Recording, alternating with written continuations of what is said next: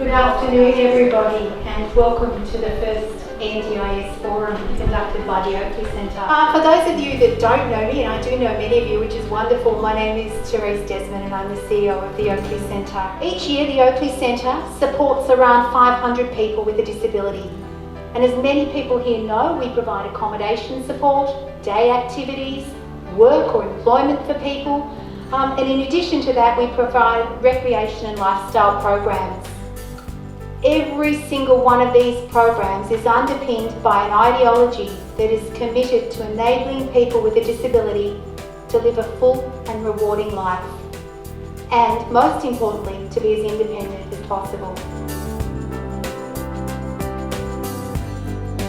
The NDIS will be a challenging transition for our clients, for our families, and for our staff. It's huge. We welcome that challenge because we strongly believe in what the scheme stands for. Everyone has the right to live a life full of dignity, to have dreams and goals, and to have access to whatever they need to make those dreams and goals a reality. Thank you everybody. I'm really pleased to be here again. I've been coming to the Oakleigh Centre now for 5 or 6 years, just speaking at events and having a look at things as you've been going along. And this is a time of great transformation, and the Oakleigh Centre has picked up the ball and is running with the transformational change. Plan is, I've had a series of little questions that I'm going to ask. So we'll do that and we'll have our Q&A and then we'll open it up, and then if anybody's got any questions for us, we're quite happy to answer them as best we can. But just be prepared to think, because this is how we've done it, or they've done it, doesn't mean that that's how it's going to work for you. You need to think about the person you support, or if you are a person with a disability, what you actually need going in there. And don't think about people with this get that package, people with that get that package. Think about what you actually need. What is it that you get now? What will you need into the future? We've been totally unprepared, and the whole thing has evolved over the last 2 years. And I would really, people like you now have the opportunity to talk to people like us, and we need to keep that dialogue going because it's really important to think through what you want for, in my case, what I want for my adult son. But it's really hard to think what do you want for them if your eyes haven't been opened up to the possibilities. I sort of said, well, I didn't know what to do, not knowing what was out there, because all I'd been offered were day programs, and all we got offered was, well, there's a spare place in that one, would you like to do that? I don't know. So really not knowing what is out there really makes it really hard to know what you want to do. Even for me it was daunting. I didn't know what I want. I was so used to people telling me.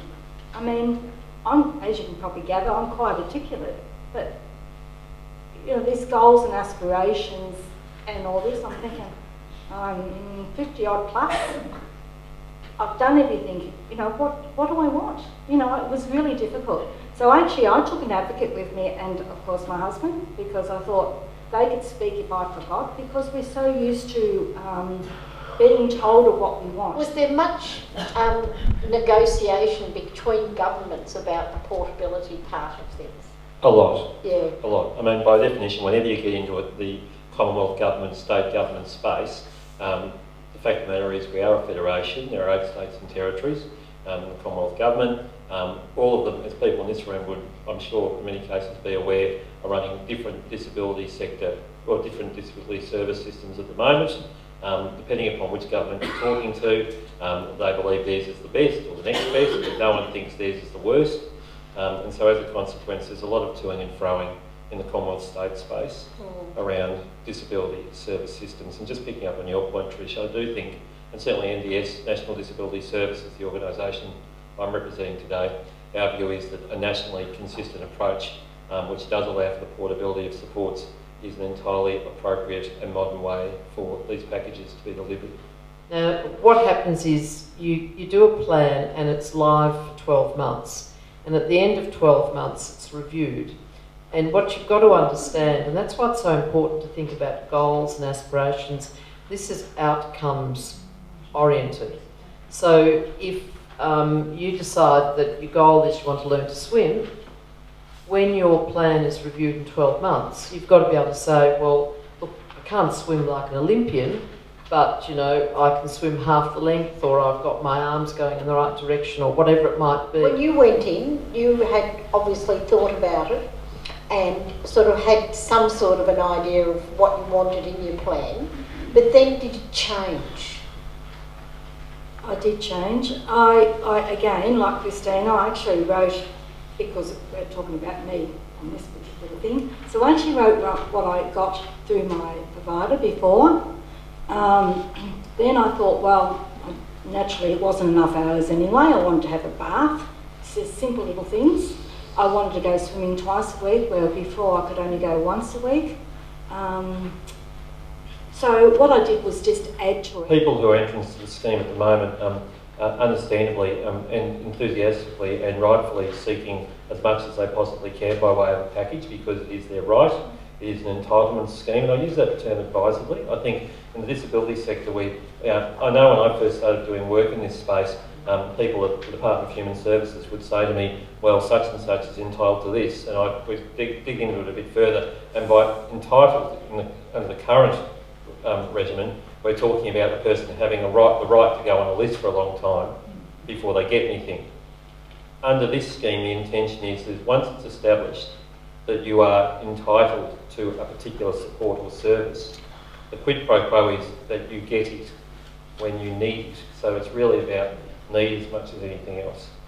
So certainly, initially, the scheme is seeing significantly sized packages, and that was expected and would have been predicted by the scheme's actuaries. Can I just say that it's people with disabilities are always having to justify why we need things. You know, I don't know anybody else in the community who has to come up and say, we have to disclose our personal details about how we can't survive without our husbands, or we don't get enough showers, or we need continence equipment, or our son isn't able to cope on their own, isn't able to do this and that. But we're the only sector of the community that has to do that.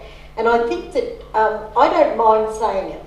And I think, Lynn, you're the same, because we just figure people have to know how hard it is to be an Australian with a disability. PricewaterhouseCoopers was commissioned by the, actually it would have been the Gillard Commonwealth Government at that time, to actually undertake an assessment both in terms of costs and benefits of the scheme. And essentially, to put it at its simplest, basically the scheme is likely to pay for itself in terms of economic benefits, social benefits, but particularly economic and social benefits which we can count in dollar terms, probably pay for itself in about 10 years, 15 years. And that's massive. I mean, on that score, and perhaps in terms of the level of enthusiasm you're hearing for elements of the scheme up here, you might be thinking, well, can it be really that good? We probably will go chapter and verse about the downside as well, of things that need to be done. But the fact of the matter is that this scheme is in fact what we used to call, when I was working in the construction industry, a greenfield site, in terms of how innovative and different it is from anything else you'll see anywhere else in the world. And that has its positives and its negatives, of course. It's like we're all part of this big experiment.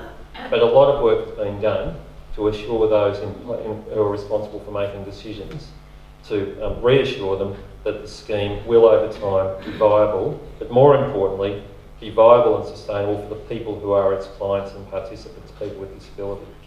So thank you very much, everybody. Thank you for coming, and thank you sincerely to the board. Thank you very, very much.